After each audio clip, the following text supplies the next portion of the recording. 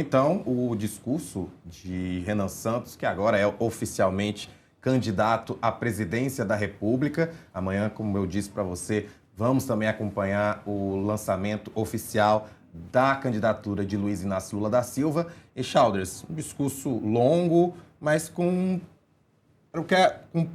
palavras que a gente já esperava.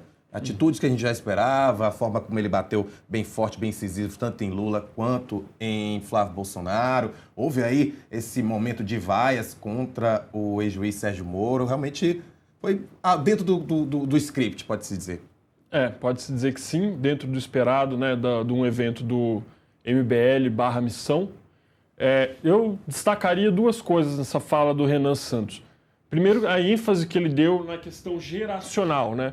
Então, a gente estava falando aqui sobre como o MBL tem apoio entre jovens, né? É um projeto de jovens. Você vai num evento da Missão, você não vê pessoas mais velhas, como é tradicional na política, a maior parte do grupo é de jovens, de homens jovens. Então, o Renan frisou muito a questão geracional, falou em vários momentos do desafio da nossa geração, a questão de construir um futuro para as gerações seguintes, né? Se contrapôs à geração dos nossos pais, falando aqui como uma pessoa milênio, geração dos nossos pais, se contrapôs ao Lula, que ele remeteu a esse passado aí, que seria da geração anterior, né?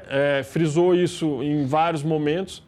Acho que foi a tônica, talvez a tônica principal do discurso dele, seja essa questão geracional, e fez também o contraponto dialético com o PT, né? Então, por mais que ele tenha falado lá, não, porque nós não somos a terceira via, porque nós não estamos aqui para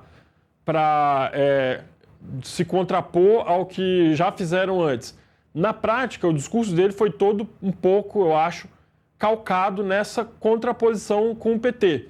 Então ele fala lá, porque a estrela só brilha à noite, então a gente vive essa longa noite do petismo, né? Ele fala, e nós vamos trazer outra coisa diferente. Bom, se você está negando algo, você está numa relação com esse algo anterior que você está negando, né?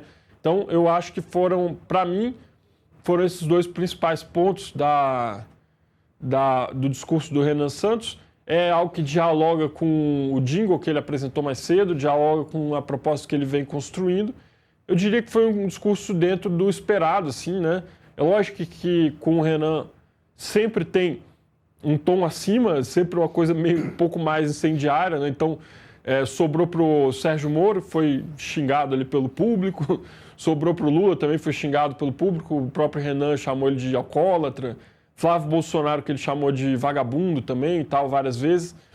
Então, mas assim, é um discurso inflamado de uma liderança jovem que tem uma construção calcada nessa ideia de renovação geracional, de projeto geracional. Então, eu diria que foi um discurso dentro do esperado, não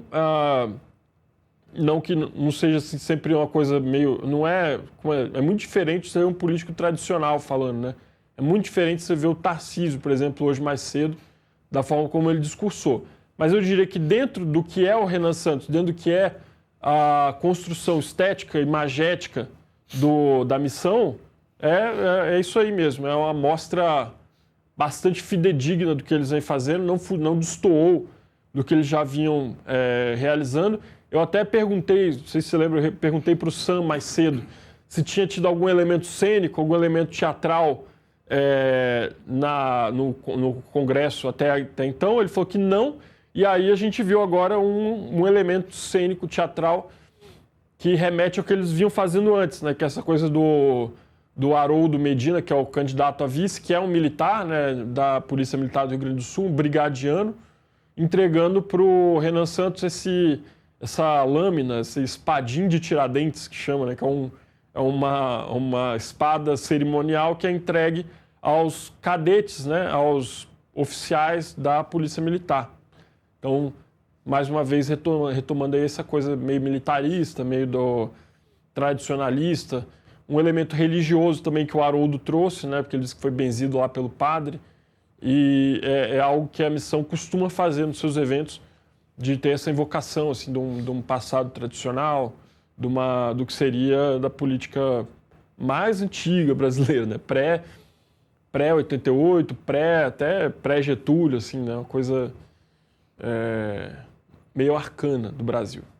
Ô, Chaldras, outro ponto que chama atenção são as promessas. Você já tinha adiantado, inclusive ele nem sabia que você já sabia da promessa em relação à alfabetização e também fez outras em relação ao número de homicídios, a questão, né, do que ele vai trabalhar no Nordeste. E antes de você responder essa pergunta, só quero lembrar que a gente vai dar um breakzinho para quem está na TV e a gente já volta. Queria só que você pudesse fazer, diante desse discurso, uma pequena análise aí dessas promessas de campanha que ele fez durante essa apresentação oficial dele. Então, teve fala sobre industrialização do Nordeste, né, tornar o Nordeste verde, teve fala sobre alfabetização de crianças, né, garantir que as crianças sejam alfabetizadas na idade certa, que assim, sempre, quando eles falam de educação, eles sempre frisam essa questão do ensino básico, porque de fato o Brasil tem um problema de ensino básico, né? Antes, o problema do Brasil era que as pessoas sequer iam para a escola, né? Então, a taxa de evasão escolar de pessoas que concluíram o ensino médio era baixa, né? E nos últimos anos, nos últimos 10, 15 anos, o Brasil passou a levar as crianças para a escola. Então, a gente passou a incluir as crianças no ensino formal. O problema é que a qualidade não acompanhou, isso aí é um fato, não sou eu que estou dizendo. O Brasil hoje está aproximadamente atrás do Burundi no PISA, nesses índices de educação internacionais. Então, a qualidade não acompanhou e ele vem no discurso do Renan Santos, ele traz como meta garantir a alfabetização das crianças, né?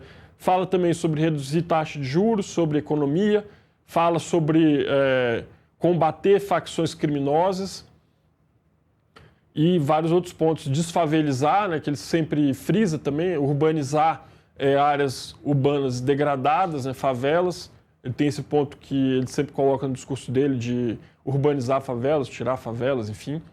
Então, eu diria que são metas aí ambiciosas, não sei até que ponto elas são factíveis para um mandato de 4 anos, acho que seria mais uma coisa para mais longo prazo.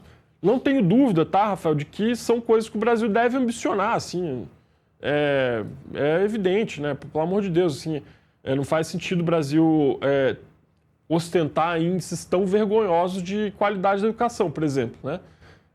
Então, obviamente, são coisas que o país deve ambicionar, né.